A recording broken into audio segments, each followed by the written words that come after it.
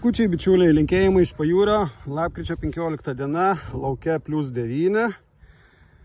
Po ilgų lietingų ir šlapdribingų orų šiek tiek orai pasitaisė.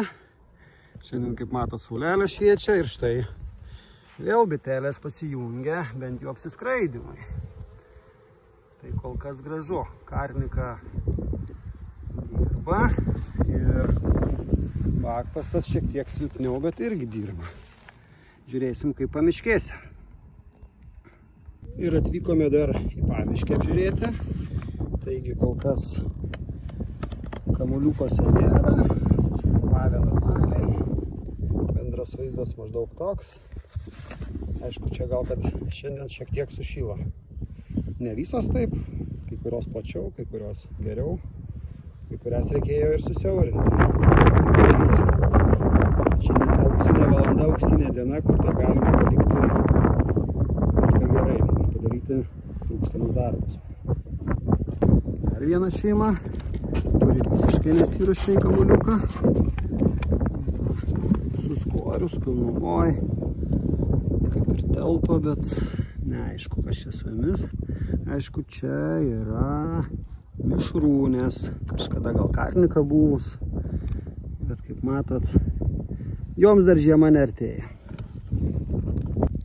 Na, o čia bakpastas, kaip matot, jau spaudžiasi palengva.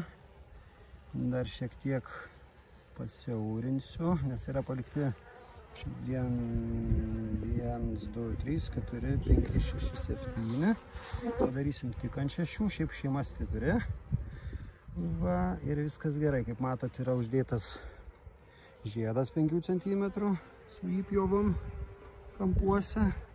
Tai ką galiu pasakyti, lyginant su pernais metais, kai būdavo plevelė iš viršaus jau aklinai uždėta, jokios drėgmės nieko nėra, bitės sausos, dugne yra 6 po 8 cm skersmens skylutės su tinkliukais.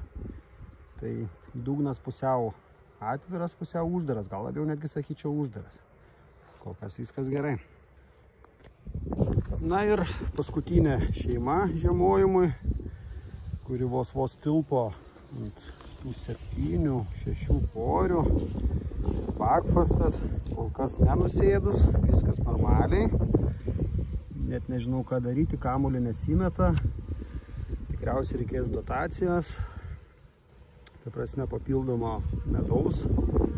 Ar korį uždėsim, ar paplotėlį kažkokį. Kol kas viskas gerai. Ir lyg ir ramios, lyg ir viskas tvarkoja. Tai ką, manau, kad tikriausiai jau šiemet vienas iš toks paskutinių lindimų rimčiau. O daugiau tik kontroliai padarysim, pasižiūrėsim ir viskas. Tai tiek. Linkėjimai iš pajūrio.